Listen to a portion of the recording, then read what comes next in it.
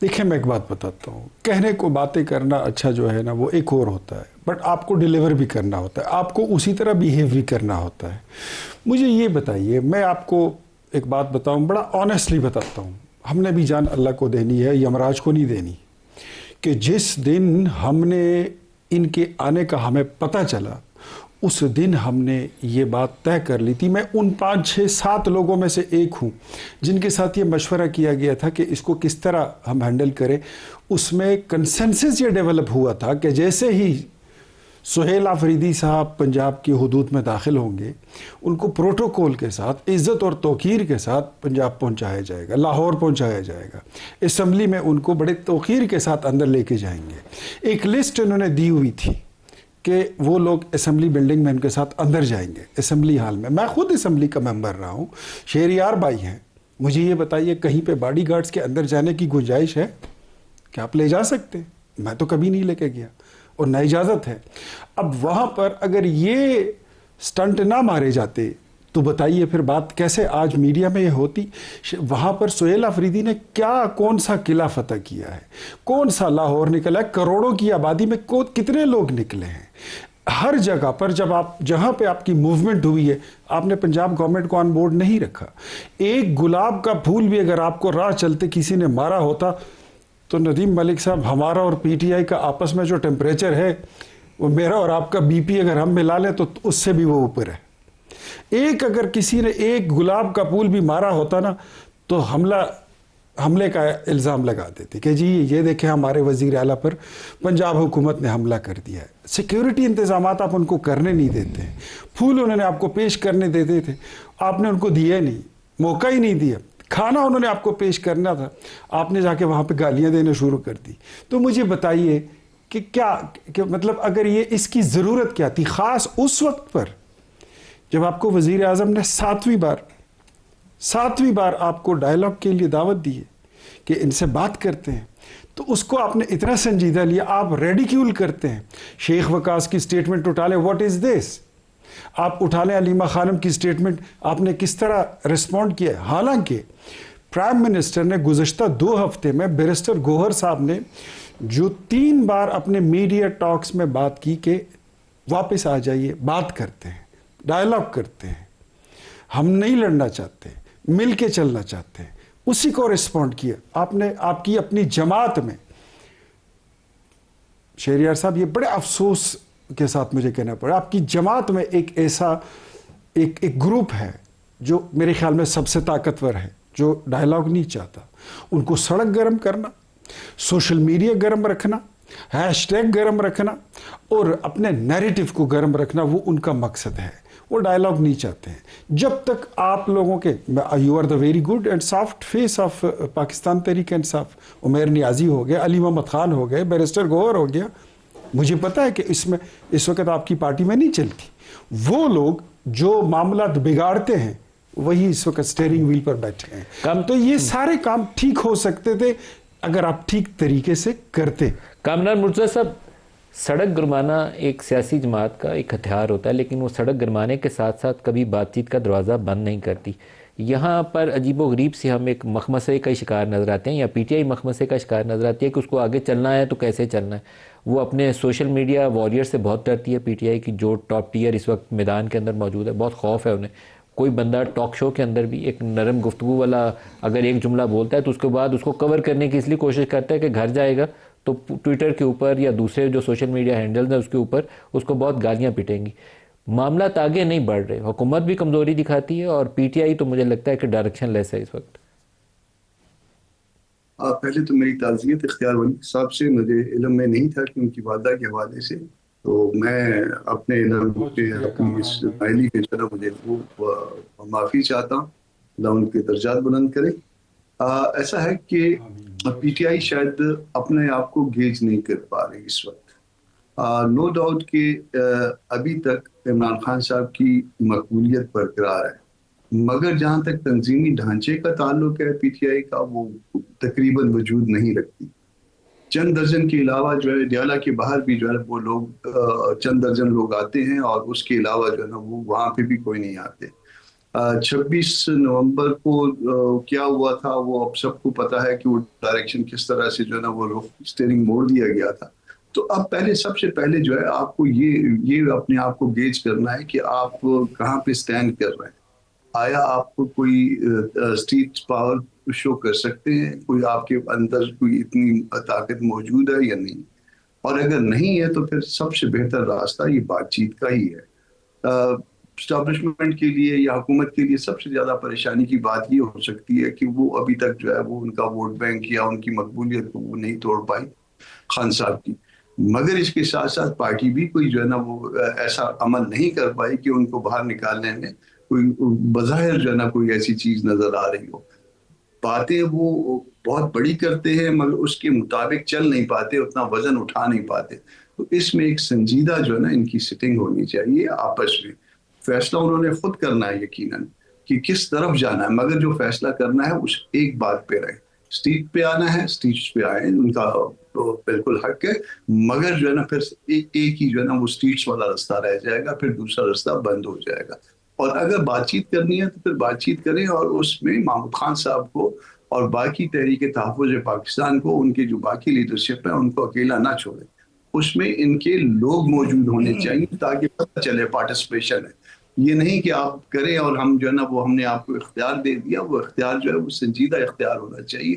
دونوں میں سے جو راستہ ان کو بہتر لگتا ہے وہ اس کو پسند کریں, اس کو آپٹ کریں, اور آپٹ کرنے کے بعد جو ہے نا اس ایک راستے پہ چلیں. اگر ایک سے زائد راستوں پہ چلیں گے تو پھر جو ہے وہ کنفیوژن ان کو خراب کرے گا, نقصان دے گا, فائدہ نہیں دے گا. کامران مرتضیٰ صاحب, اس وقت جو پی ٹی آئی کی قیادت, بیرسٹر گوہر دیکھ لیں, بیرسٹر گوہر بہت بھلے آدمی ہے, بڑے نرم لہجے میں گفتگو بھی کرتے ہیں, لیکن وہ خود سے کوئی فیصلہ نہیں کر سکتے. اور اسی طریقے سے 4-5 اور ان کے سرکردار جو لوگ ہیں اس وقت, جب وہ پارٹی کے اوپر جن کا کہنا چاہیے کہ وزن ہونا چاہیے, ان کا وزن نہیں ہے. اسد کیسر ہے, عاطف خان ہے, شاہرام ہے, ایون شہریار میرے پاس بیٹھے ہیں, یہ خود سے فیصلہ کرنے میں رول نہیں ادا کر سکتے. علی مین گنڈا پور فارمر چیف منسٹر ہیں, انفلوئنشل, لیکن خود سے فیصلہ نہیں کر سکتے. فیصلوں کے اوپر اثر ہوگا, علیمہ خان کا اثر ہوگا, علیمہ خان جو عمران سے ڈائریکشن لیں گے اس کا اثر ہوگا. تو ان کی پارٹی عمران کے علاوہ اس وقت ان کی سٹینڈنگ ہے ہی نہیں ہے, تو وہ فیصلہ بھی نہیں کر پائیں گے اور بات چیت کے عمل کو آگے بھی نہیں بڑھا پائیں گے. پھر اس کے بعد جو ہے نا اگر فرض کر لیجئے کہ تمام جو ہے وہ ڈائریکشنز جو ہے نا وہ علیمہ خان کے ذریعے عمران خان صاحب سے آنی ہے, تو پھر اس کے اوپر صد کے دل سے جو ہے وہ عمل کریں, پھر اس کو لے کے آگے چلیں, پھر باقی چیزیں چھوڑ دیں. پھر دو عملی جو ہے وہ ختم ہو جانی چاہیے. جو ایک ڈائریکشن ہے وہ ان کو اپنے لیڈر پہ اعتماد ہے, ہونا بھی چاہیے, اور اس کو لے کے آگے چلیں, اس کے مطابق چلیں. پھر یہ کہنا کہ جی فلانا جو ہے نا وہ مذاکرات کے لیے چلا جائے, جو وہ بات کر کے آئے گا ہم اس کو تسلیم کر لیں گے, پھر کتنا تسلیم کریں گے یہ آپ کو بھی پتہ ہے کہ وہ کتنا تسلیم کریں گے. اگر سوٹ نہیں کرے گا تو وہ پھر اس کے بعد اس پیچھے ہٹ جائیں گے, اور شاید ان لیڈرز کو بھی پتہ ہے, اور وہ ہر چیز کی جب انسٹرکشنز لینے کے لیے آئیں گے تو پھر کہیں نہ کہیں پہ وہ سینئر لوگ ہیں سارے, وہ کہیں نہ کہیں پہ وہ بھی جو ہے نا وہ دل چھوڑ جائیں گے. تو بہتر یہ ہے کہ اپنے اندر, اپنی پارٹی کے اندر ایک فیصلہ کر لیں اور اس فیصلے کے مطابق پھر اللہ کا نام لے کے آگے چلیں. شہریار, یہ آپ کی پارٹی کا اس وقت المیہ ہے. آپ کی پارٹی جو اس وقت میدان میں جو لوگوں کو آزادی ہے کہ بات کر سکتے ہیں اور کھلے عام گھوم بھی سکتے ہیں, جیلوں میں جو بند نہیں ہیں, وہ فیصلہ کرنے کا اختیار نہیں رکھتے. اپنی پارٹی کے اندر بھی اپنے فیصلے کو انفورس کرنے کی بھی صلاحیت نہیں رکھتے. تو اس طریقے سے تو پارٹی آگے نہیں چلے گی. دیکھیے جی, میں آپ کو بھی سن رہا ہوں, آپ کے انٹرو کو, پھر اختیار ولی صاحب کو بھی میں نے سنا, سینیٹر صاحب کامران صاحب کو بھی میں نے سنا. میں تھوڑا سا ٹائم چاہوں گا. نمبر 1, اگر ہمارا ڈھانچہ نہیں تھا اور ہم ڈسرے ہیں اور ہم ڈسٹریکٹڈ ہیں, تو پھر 8 فروری کو جو اس قوم نے اور پی ٹی آئی نے پورے پاکستان میں وائٹ پیپر 180 اور ریزرو سیٹس میں لاتے تو 2/3 میجورٹی. اگین میں پاسٹ میں نہیں جانا چاہوں گا. میں اس کا تھوڑا سا ایڈ کر دوں. جی. آپ 8 فروری کو عمران خان کے بہت پاپولر ووٹ بینک کو حاصل کرنے میں کامیاب ہوئے. وہ آپ کے ساتھ تھا. میں نے پورے پنجاب کے حلقے کور کیے ہیں اور میں غلط بیانی کرنا پسند نہیں کرتا.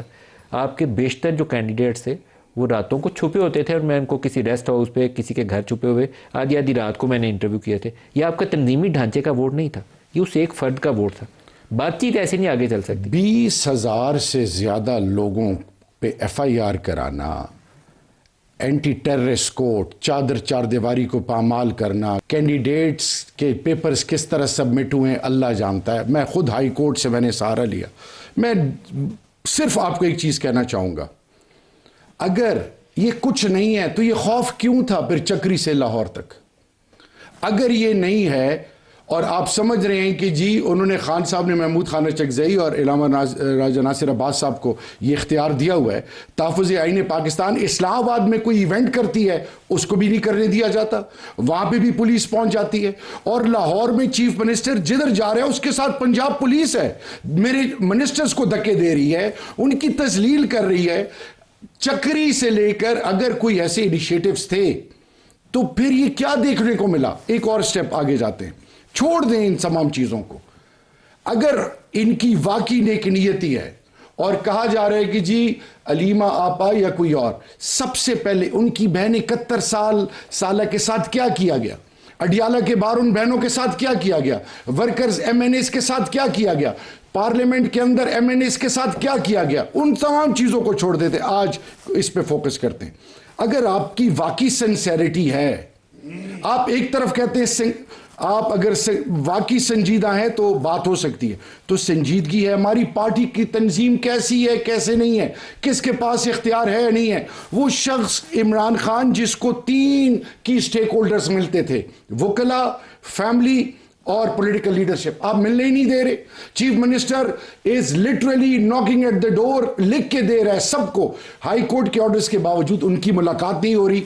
جب خان صاحب کے ڈائریکشنز نہیں آئیں گے، اب خان صاحب نے ان 2 حضرات کو رسپانسبلٹی دی ہے، چکزئی صاحب کو اور راجہ ناصر عباس صاحب کو، آپ ان کی ملاقات کیوں نہیں کراتے؟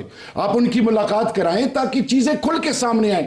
آپ ایک طرف کہہ رہے ہیں کہ جی ان کی پارٹی کی حالت ہے، دوسری طرف آپ ڈنڈا اٹھاتے ہیں، تیسری طرف آپ ایسے مقدمے ایسی چیزیں ڈالتے ہیں، اور پھر آپ کہتے ہیں کہ نہیں آپ بات کریں، آپ کی پارٹی ڈسٹریکٹڈ ہے. ہماری پارٹی کو، تنظیم کو آپ چھوڑ دیں، آئیں آج free and fair election announce کریں، دودھ کا دودھ پانی کا پانی ہو جائے. پاکستانی قوم کو یہ دن بدن اپنے آپ سے دور کر رہے ہیں. پارلیمان کا یہ 27th امینڈمنٹ جو انہوں نے کرائی ہے، اور یہ اب جس چکر میں ہے، میری ان سے ایک برادرانہ ایک ان کو مشورہ ہے، اگر آپ واقعی مخلص ہیں، چھوڑ دیں PTI کی ہم نالائق ہیں، نااہل ہیں، ہم سب کچھ ہیں، سائڈ پہ کر دیں.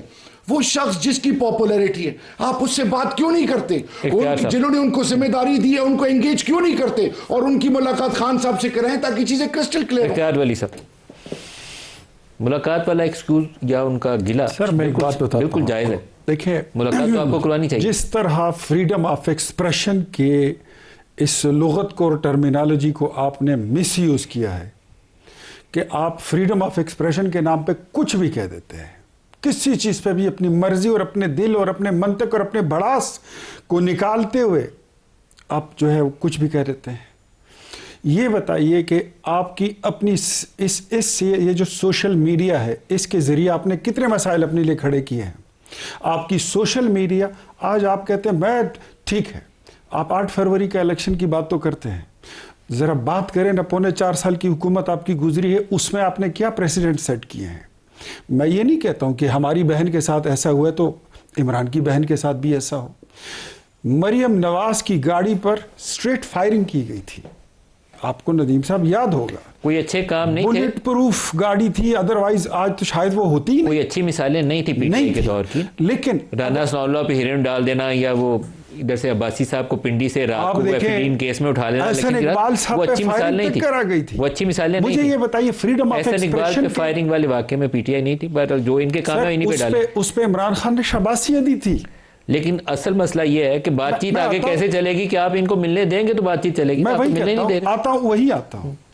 جب بھی مطلب پولیٹیکل سائیڈ پہ ہم ان کو آفر بھی کرتے ہیں، اسپیکر کی سربراہی میں کمیٹی بھی بناتے ہیں، ان کو جب آفر کرتے ہیں تو یہ ریڈیکیول کرتے ہیں، تو یہ ہم سے ڈر گئے. خوف؟ کیا خوف یار، کیا مسئلہ کیا ہے؟ میں کہتا ہوں تھوڑی سی سنجیدگی ہونی چاہیے. سنجیدگی آپ بھی شو کریں. آپ وزیر اعظم کو اگر آپ کو مذاکرات کی دعوت دیتے ہیں، آپ کی جماعت اس کا تمسخر اڑاتی ہے. Is this a serious attitude? Do you think so? بات ایسی ہے کہ چیزوں کو نارملائز کرنے کی طرف لے آئیں. باقی بھی پولیٹیکل ہم سے مت سیکھیں، پاکستان پیپلز پارٹی سے کچھ سیکھیں. आपका तो कैदी जेल में पड़ा है, उनके तो शहीद हो गए। आप हमसे कुछ नहीं सीख सकते, आप जमीयत उलमा इस्लाम से कुछ सीखें, ये आज की MQM से ही कुछ सीख लें। आप देखें जमात इस्लामी है, इस मुल्क में दूसरी सियासी जमातें हैं, वो अगर जलसा करती है मीनार पाकिस्तान पर तो उनको इजाज़त भी मिल जाती है, वो फ्रीली जलसा भी कर लेते हैं, आपसे और हमसे बड़ा वो जलसा कर लेते हैं, लेकिन जाते वक्त मीनार पाकिस्तान को साफ करके चले जाते हैं। आप जब भी आते हैं तो डी चौक में कब्रें खोद देते हैं, ब्लू एरिया में इधर ये ग्रीन बेल्ट आप जला डालते हैं, आते साथ रेंजर्स पर गाड़ियां चढ़ा देते हैं। आपके जलसे पे तो अब लोग, दुनिया डरने लगी है कि ये जलसा होगा, इसमें मार कुटाई होगी।